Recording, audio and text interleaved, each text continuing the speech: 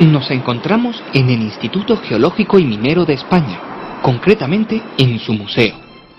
En él se guardan algunos de los mejores ejemplares de minerales de España y también del resto del mundo.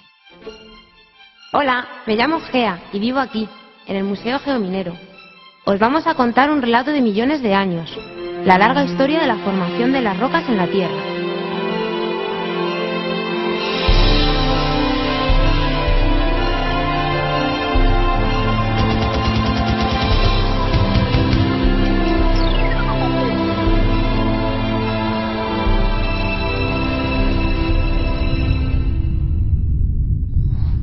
Los minerales son los componentes básicos no solo de nuestro planeta, sino también del resto de planetas y asteroides que se encuentran en el universo.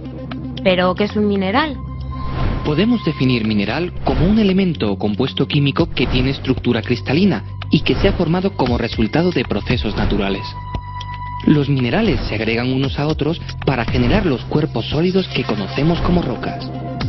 Los minerales que forman las rocas pueden ser diferentes, aunque algunas rocas tienen solo minerales de un mismo tipo.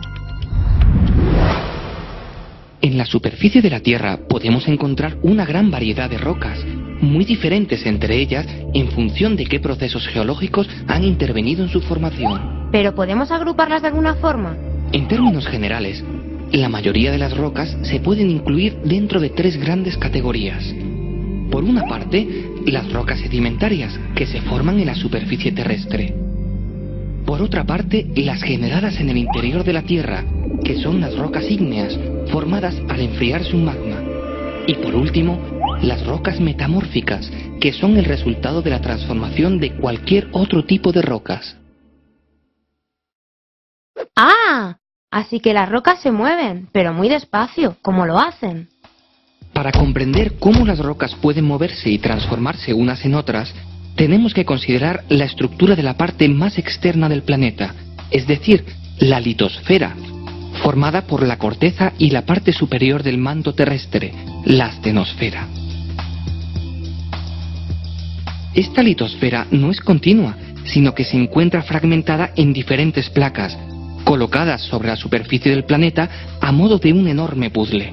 Las placas se regeneran constantemente, es decir, tienen zonas donde se produce litosfera, mientras que en el extremo opuesto las placas se destruyen.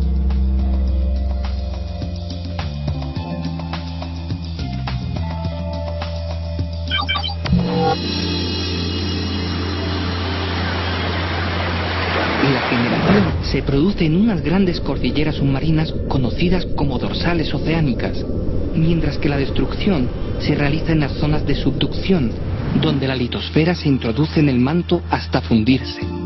Para aproximarnos a los diferentes procesos que generan rocas en la Tierra, podemos utilizar un esquema simplificado dentro del marco de una de estas zonas de subducción.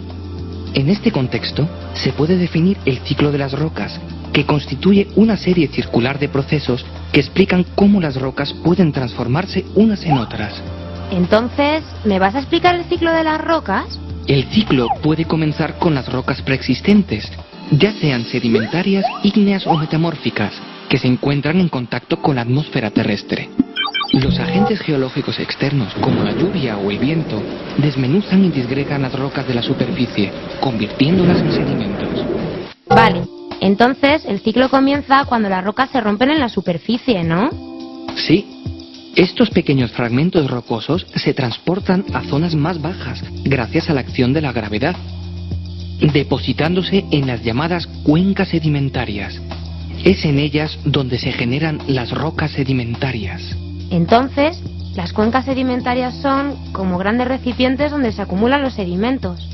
Las cuencas sedimentarias no están situadas sobre un sector estático, sino que pueden ubicarse encima de una placa litosférica oceánica que se mueve lentamente, introduciéndose debajo de la placa litosférica continental. Por tanto, la roca sedimentaria formada anteriormente comienza a introducirse en el interior de la Tierra y empieza a calentarse progresivamente, gracias a la energía interna que surge del interior del planeta. Además, el peso del sector montañoso que se encuentra encima produce un importante efecto sobre la roca sedimentaria. Eleva su presión litostática, lo que junto al aumento de la temperatura afecta a los minerales que la constituyen, transformándolos y colocándolos en función de la dirección de aplastamiento y generándose así una roca metamórfica. O sea, que si calentamos y comprimimos una roca sedimentaria, la podemos transformar en una roca metamórfica. Así es, Gea. Cuando el aumento de la presión y de la temperatura supera un cierto umbral, la roca metamórfica comienza a fundir, generándose así un magma que asciende lentamente hasta llegar de nuevo a la superficie terrestre, en este caso a través de un volcán, donde se solidifica formándose una roca ígnea. La acción de los agentes atmosféricos externos vuelve de nuevo a disgregar la roca, cerrándose así este lento ciclo que ha durado centenares de millones de años. ¡Millones de años! ¿Cuánto tiempo?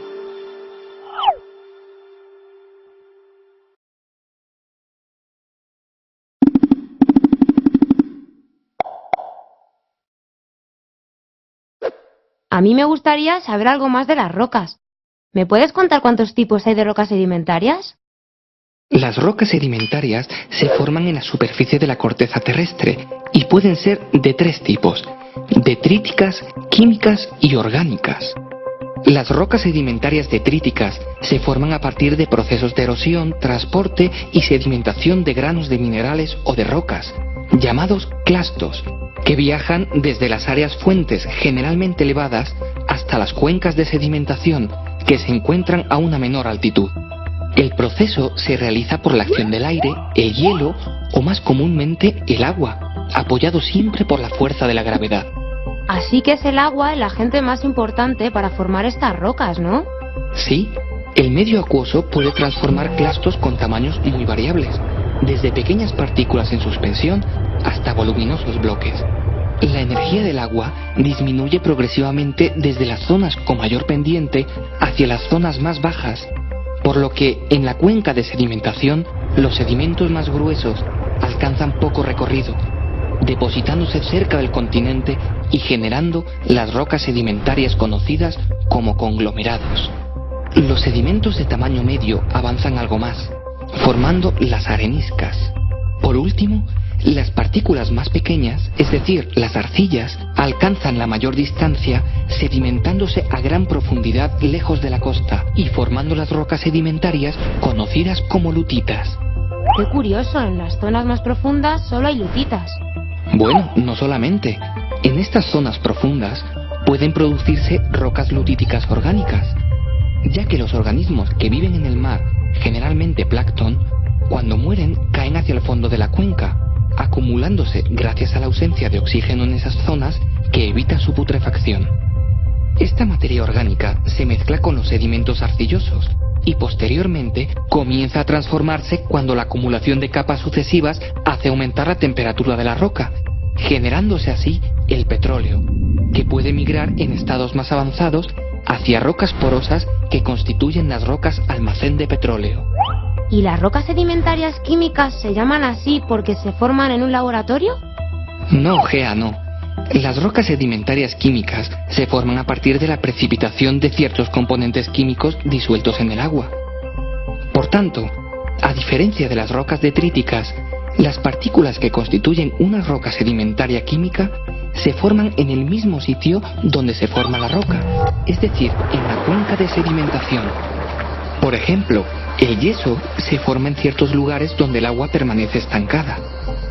La evaporación concentra el sulfato cálcico lo suficiente para que precipiten pequeños cristales que caen al fondo por gravedad, acumulándose así pequeñas capas que pueden dar lugar a grandes espesores si el proceso se repite varias veces.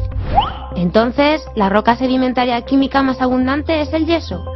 No, las más abundantes son las calizas, que se generan a partir del carbonato cálcico que se encuentra disuelto en el agua. Este compuesto químico proviene en muchos casos de la disolución previa de restos de caparazones y